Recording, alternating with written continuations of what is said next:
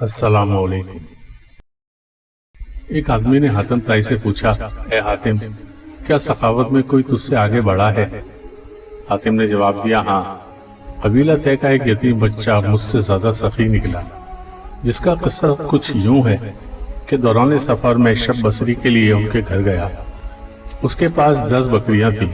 اس نے ایک بکری ذبح کی، اس کا گوشت تیار کیا اور کھانے کے لیے مجھے پیش کر دیا۔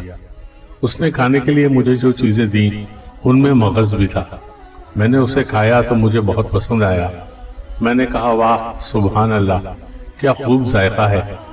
یتیم بچہ فوراً باہر نکل گیا اور ایک ایک کر کے تمام بکریاں میری لا علمی میں اس نے ذبح کر ڈالی اور سب کے مغز مجھے پیش کیے۔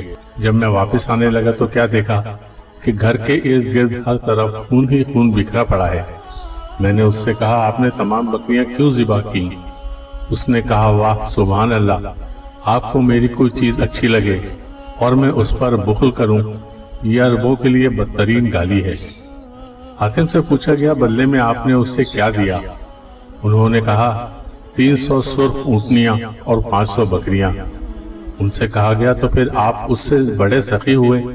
انہوں نے جواب دیا، نہیں، وہ مجھ سے زیادہ سخی ہے، کیونکہ اس نے اپنا سب کچھ لٹا کر سخاوت کی، جبکہ میں نے تو اپنے بہت سے مال میں سے تھوڑا سا خرچ کر کے سخاوت کی۔